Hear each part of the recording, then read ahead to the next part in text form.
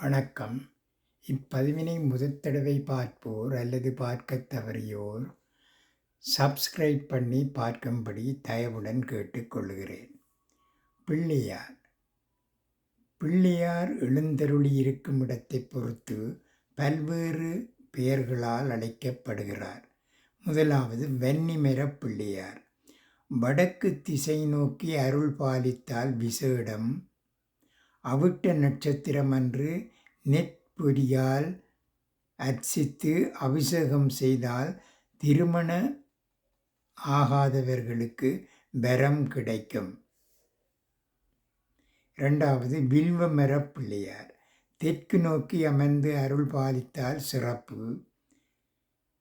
சந்தனம் அலங்காரம் செய்து வழிபட்டால் படிப்பில் ஆர்வம் கிட்டும். ஏழைகளுக்கு தானம் வழங்கினால் கணவன் மனைவியரிடையே ஒன்று சேர்வர். அரசமரப் பிள்ளையார். மேற்கு நோக்கி அமைந்திருப்பது சிறப்பம்சம். பூச நட்சத்திரம் அன்று அன்னாபிஷேகம் செய்தால் பயிர் விளைச்சல் ஏற்படும், பணக்கஷ்டம் நீங்கும். ஆலமரப் பிள்ளையார். வடக்கு நோக்கி இருப்பது சிறப்பு. மக நட்சத்திரம் அன்று சித்ரா அன்னம் படைத்து தானம் செய்து வழிபட்டால் கடுமையான நோய் நீங்கிவிடும். சித்திரா அன்னம் என்பது எலும்பிச்சம் சாதம், தயிர் சாதம், புளிச்சாதம், தேங்காய் சாதம், சர்க்கரை சாதம் என்ற ஐந்தையும் குறிப்பிடும். வேப்பமரப் பிள்ளையார். கிழக்கு நோக்கி இருப்பது சிறப்பம்சம். உத்திரட்டாதி நட்சத்திரத்தில் பஞ்ச தீபம் ஏற்றி வழிபட்டால் மனதுக்கு பிடித்த வரன் அமையும். பஞ்ச தீபம் என்பது தேங்காய் எண்ணெய், நல்லெண்ணெய், இலுப்பெண்ணெய், விளக்கெண்ணெய், பசுநெய் ஆகியவற்றால் விளக்கு வைத்தல் ஆகும். அலுவலகத்தில் சிறந்த நிலைமை ஏற்படும். நெல்லிமரப் பிள்ளையார். பரணி நட்சத்திரம் அன்று தேங்காய் எண்ணெயில் 108 விளக்குகள் ஏற்றினால், ஏழைகளுக்கு மருத்துவ உதவி செய்தால் இரும்பு தொழில் சிறக்கும். பெண் பிள்ளை குழந்தை பாக்கியம் கிடைக்கும். மாமரப் பிள்ளையார். கேட்டை நட்சத்திரம் அன்று விபூதி காப்பிட்டல். ஏழை சுமங்கலி பெண்களுக்கு உணவு ஆடை தானம் செய்தல் வியாபாரம் சிறக்கும், வாழ்வில் உறுதி ஏற்படும். நாவல் மரப் பிள்ளையார்.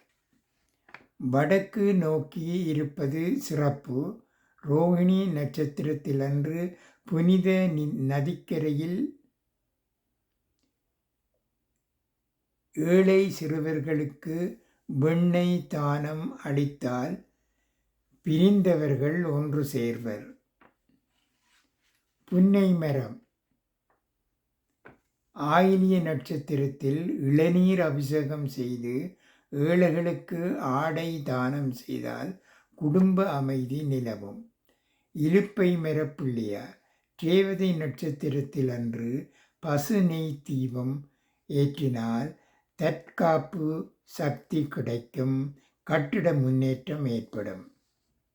மகிழ மரப் பிள்ளையார். அனுஷ்ட நட்சத்திரம் மாதாளம் பல அபிஷேகம் செய்தால் இராணுவத்தினர், வெளிநாட்டவர் ஆகியவர்களுக்கு நன்மை பயக்கும். சந்தன மர பிள்ளையார். சதுர்த்தி திதிகளில் பசும்பால் அபிஷேகம் செய்தால் வலிமை எந்த இடத்திலும் கிடைக்கும், புதிய வியாபாரம் விருத்தியடையும். நன்றி, வணக்கம்.